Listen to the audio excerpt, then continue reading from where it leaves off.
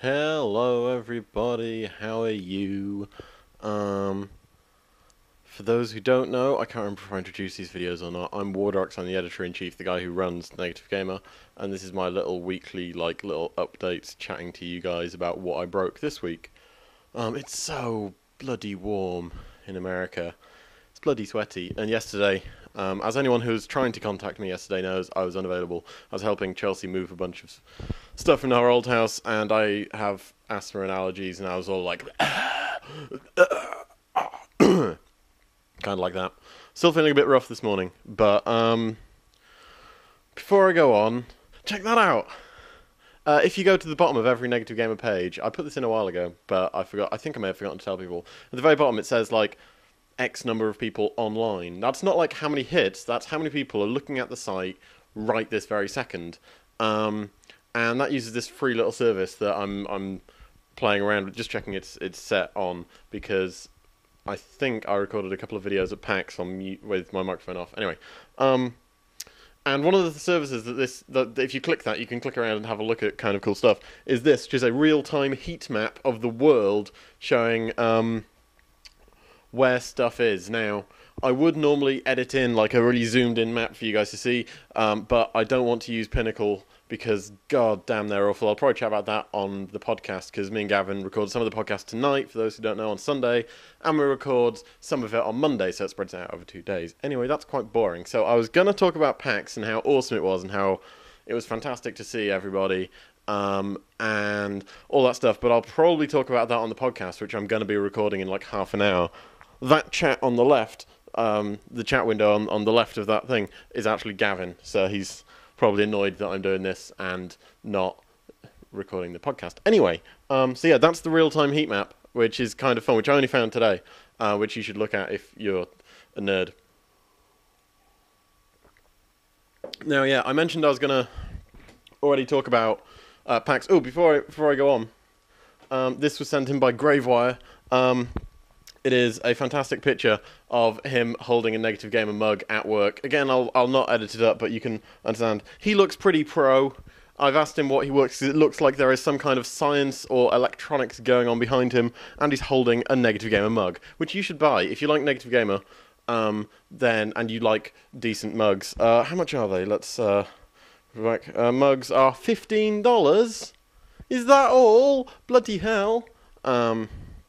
So yeah, there's the mugs.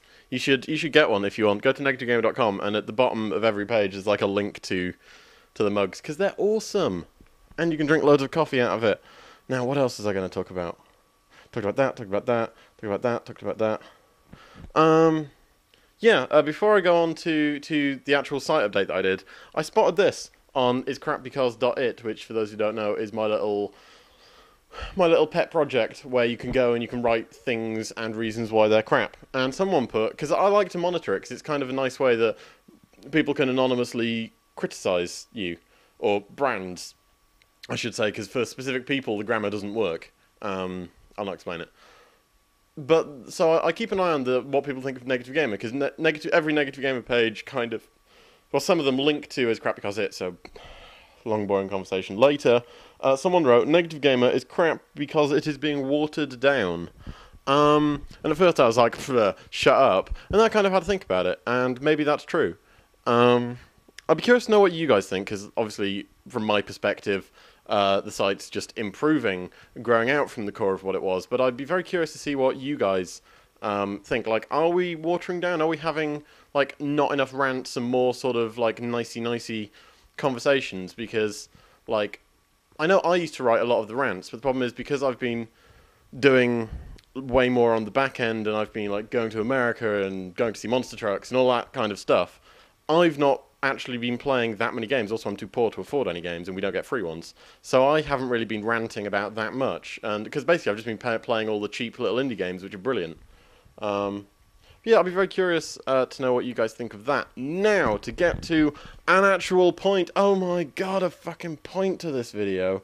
I'll just load up a post so that I can remind myself. If you want to follow along at home, go to any post on Negative Gamer, and at the top, I changed a few things around. I changed around the top. It no longer says how many comments there are. that I spent all day basically tweaking so it looks like all minimal and kind of cooler and nicer and better, and I think it's an improvement. But again, feedback is welcome. But at the very bottom of the page, I've also changed it around a lot because a couple of things I've done. First one is I put in an About the Author section, which appears on every single page, and Gavin was all like, seems a little bit narcissistic, or whatever word he used. It might have been that one. And I kind of agree. It's very much kind of like self-promotion. But that ties into the ideas I was talking about the other day, where I was saying that I want the writers to sort of have more of their personality coming out. And so, like, if Phil writes a fantastic article, people will come, they'll read it, and maybe even if they don't want to subscribe to Negative Gamer, but they, like, really like Phil's work, they'll be like, oh, he's got a Twitter or whatever, and, like, click it and then, like, go through with that, and then they'll follow his Twitter, and then he, like, gains something from it, which is another subsection. I should really have planned this, and I should really not do these in a rush. I'm sorry, but whatever. Is that because I can't afford to pay myself, let alone other people with the site, this is quite a nice way to encourage people to sort of, you sort of get paid in self-promotion. And it sounds kind of egotistical, but I think it actually kind of works. Like, if I wanted more Twitter followers, I could write a really good article. I wouldn't want to write if I paid per, like, for traffic, I would just write, like, top 10 breasts in gaming, and then million traffic, job done, money. If I were to get paid in, like, number of comments, I'd either do the same thing or just troll. If I were to be paid in, like, per article that I write, then I would just write a lot of terrible articles. Whereas this way, it encourages people to write things that makes people want to be interested in them, if that makes sense. So it makes them want to do quality work. That's a quick rundown. I feel bad because I always rush these videos, but I don't want them to be like 1,000 million years long. Hopefully this one isn't too long. In fact, if it is too long, then it won't go up on YouTube and I'll have to re-record it. Lame.